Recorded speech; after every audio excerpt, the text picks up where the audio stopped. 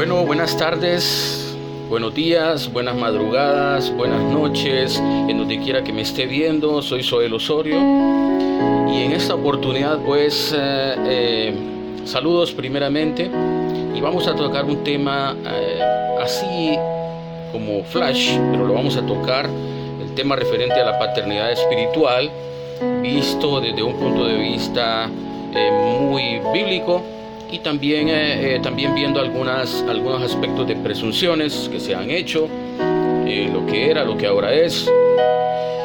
Y bueno, vamos a entrar en detalle, y bueno, con el fondo musical de Abba Padre, instrumental de piano. Y bueno, este tema es muy profundo, y bueno, yo creo que todo inicia alrededor de cuando el Señor Jesucristo dijo: a nadie llaméis Padre y a nadie llaméis Maestro, ¿verdad? Si bien es cierto, Él lo dijo, pero hay que ver a quién se lo dijo.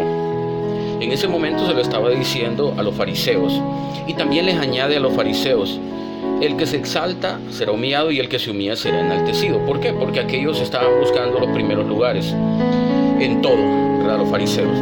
Pero si así fuera el sentido de lo que es tan cerrado ese verso, pues prácticamente cuando nosotros tocamos Efesios 4:11, cuando dice: y Él mismo constituyó a unos apóstoles, profetas, maestros, evangelistas y pastores, pues ahí se habla también de maestro, ¿verdad? Sí, de maestro. A nadie llaméis padre ni maestro, ¿verdad? Pero aquí en Efesios 4:11 el Señor pone como manifiesto la vigencia a los maestros, ¿verdad? Entonces se quiere decir de que aquel versículo era dirigido para los fariseos por determinadas circunstancias. Eso no significa de que no se le pueda llamar maestro a nadie, igual como padre. Entonces no le llamaríamos padre a nuestro papá, ¿verdad? En lo natural no le llamaríamos padre, porque Él dijo: a nadie llaméis padre. Pero hay que ver el contexto y en el momento en lo cual Él estaba diciendo esas cosas, ¿verdad? Bueno, vamos a seguir. Pero también ya a lo largo de la historia de la iglesia, en algunas tres décadas para acá, se vienen manifestando una serie de movimientos diversos. Y bueno, y en eso incluye ahora lo que es la denominada paternidad espiritual, ¿verdad? Aduciendo de que, bueno, tenemos un padre en lo natural, también tenemos un padre que es nuestro Padre Celestial, y por ende se aduce de que necesitamos un padre espiritual también. Vamos a leer, y quiero que nos adentremos en 1 de Timoteo 1:2. 1 de Timoteo 1:2 de forma rápida, o 1 de Corintios. Vamos a 1 de Corintios mejor primero. 1 Corintios 4:14 dice: no escribo esto para avergonzaros, sino para amonestaros como a hijos míos amados. Oiga bien, como a hijos míos amados, dice Pablo, ¿eh? Porque aunque tengáis 10,000 años en Cristo, no tendréis muchos padres, pues en Cristo Jesús yo os engendré por medio del Evangelio. Bonita palabra. Prácticamente yo podría argumentar en este mismo instante de que Pablo prácticamente se está considerando como un padre espiritual. Ok, vamos a leer 1 de Timoteo. Vamos a leer 1 de Timoteo 1.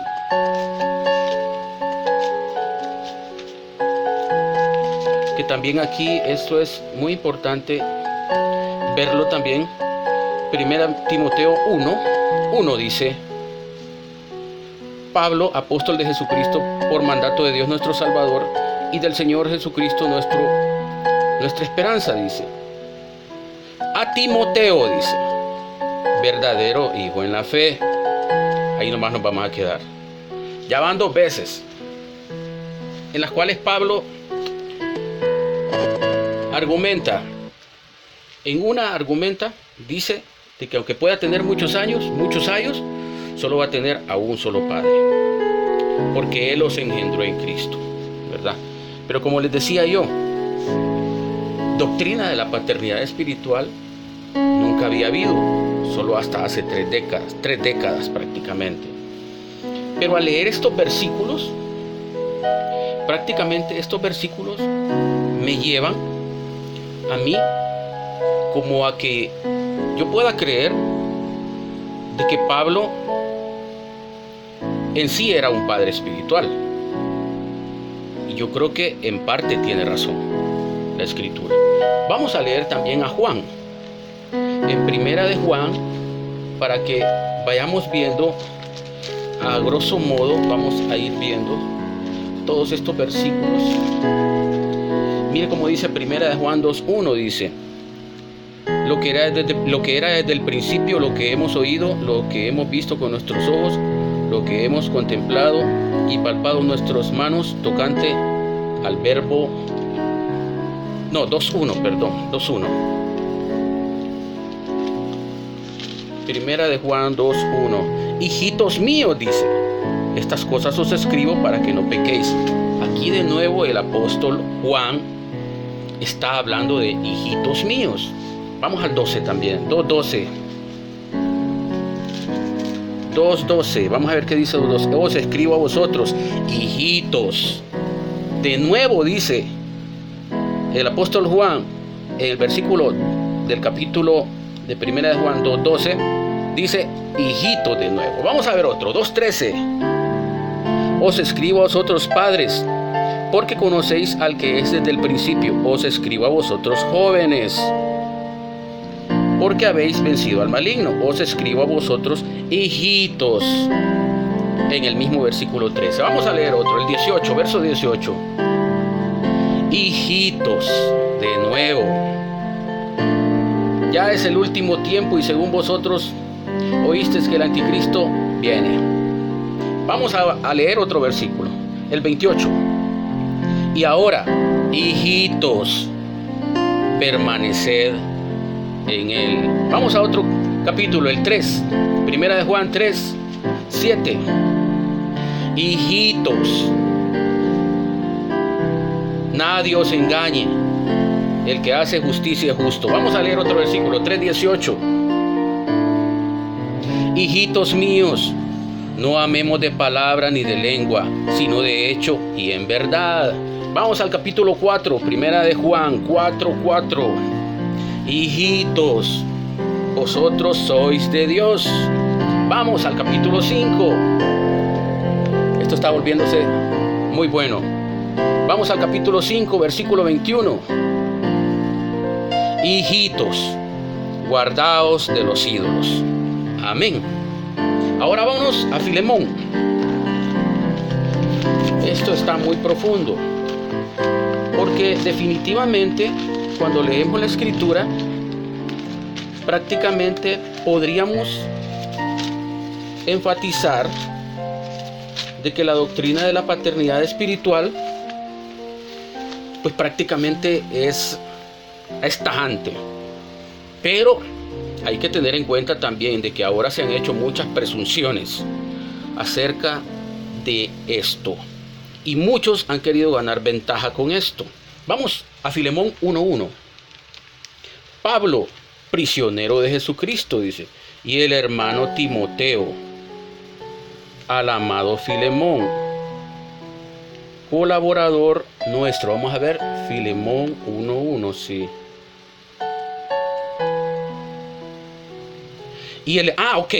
Pero aquí dice, y el hermano Timoteo. Si se acuerdan, en primera de Timoteo 1:2 le llama verdadero hijo en la fe. Pero ahora, en Filemón 1:1, Pablo le llama a Timoteo hermano. Mire, vamos a ver. Filemón 1:1, Pablo, prisionero de Jesucristo, y el hermano Timoteo, al amado Filemón, dice, colaborador nuestro. Ok. En un versículo le llama hijo, verdadero hijo en la fe.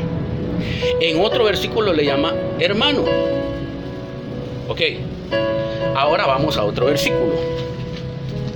Nos vamos a remontar a primera de Pedro 5:13. donde también Pedro hace uso de la palabra hijo. 5:13 dice, y se refiere y dice, Primera de Pedro 5:13, la iglesia que está en Babilonia, elegida juntamente con vosotros, y Marcos dice, mi hijo os saluda. Oiga bien, y Marcos, mi hijo os saluda. Prácticamente Juan, Pedro, Pablo, en determinado momento de su vida ministerial, llama hijos a algunas personas. Pero ahora vamos a ver, porque esto ahora se ha degenerado. Yo le voy a decir algo. Muchas personas ahora han hecho muchas presunciones acerca de esto. Muchas presunciones para ganar ventaja, para ganar señorío. Pero yo les digo a ellos, ok, está escrito. No hay duda de que está escrito, de que ellos le llaman hijos. Pero si Pablo hubiese dejado la paternidad espiritual como una doctrina, yo diría que en los encabezados de cada una de sus epístolas dijera, por ejemplo, aquí hay una epístola de Pablo. Pablo, prisionero de Jesucristo, y el hermano Timoteo, dice. Pero en otras, por ejemplo, si nos vamos a Colosenses, vamos a ver los encabezados. Pablo, apóstol de Jesucristo por la voluntad de Dios, y el hermano Timoteo, aquí de nuevo le está llamando, en Colosenses le está llamando hermano, pero también le dice hijo. Entonces, ¿por qué le dice hijo en determinados momentos? ¿Y por qué le dice hermano también? Por supuesto, porque es hermano, pero en el contexto del cuidado que él le daba a la iglesia, en ese contexto él les decía hijos. Pero él no lo decía como para hacer doctrina, porque si no, el encabezado de todas las epístolas de Pablo dijera, Pablo, padre espiritual, como ahora lo están enseñando. Dijera, Pablo, padre espiritual. Pero en ningún momento, mire, vamos a Efesios, Pablo, apóstol de Jesucristo por la voluntad de Dios, a los santos y fieles en Cristo Jesús que están en Efeso. En ningún momento Pablo deja por sentado como doctrina el hecho de la paternidad espiritual. No. ¿Por qué? Porque él lo hace por puro afecto fraternal. Él lo hace por puro amor. Él lo hace por pura consideración. Es como yo tengo un niño que no es mío, y al niño yo le digo hijo, pero yo se lo digo por afecto, por cariño, por amor, consideración. Pero él bien sabe cuál es su padre. Él no me dice papá a mí. ¿Me doy a entender? Otra cosa, viéndolo desde el punto de vista de la historia, histórico, de la teología histórica, en ningún momento se da a conocer de que Pablo queda marcado como un padre espiritual y lo enseña como doctrina a manera de que los hermanos le dijeran papi, como muchos lo enseñan. ¿Por qué? Porque en aquel entonces, ya para cerrar, porque en aquel entonces se sabía realmente quién era el Padre y todo el mundo dirigía su mirada al Padre. Aún los historiadores, como Josefo, en ningún momento hacen mención, ni otros historiadores hacen mención de que esto de la paternidad espiritual, Pablo lo haya dejado sentado como una doctrina. No, él lo hacía por amor, por consideración. Pero ahora la gente toma ventaja de estos versículos y asume muchas cosas. Aún les dice que si no honran al padre espiritual, que es el pastor, pues no van a tener bendiciones. Hay que tener mucho cuidado acerca de esto. Quise ampliarlo así de manera rápida, pero esto es más profundo. Lo vamos a dejar acá, pero por favor examinen bien esto. Las presunciones, los encabezados de las epístolas no dicen que Pablo deja como doctrina eso, la teología histórica tampoco, y entonces son cosas que hay que tenerlas bien presentes. Vamos a tratar este tema de forma más amplia en otra ocasión. Gracias.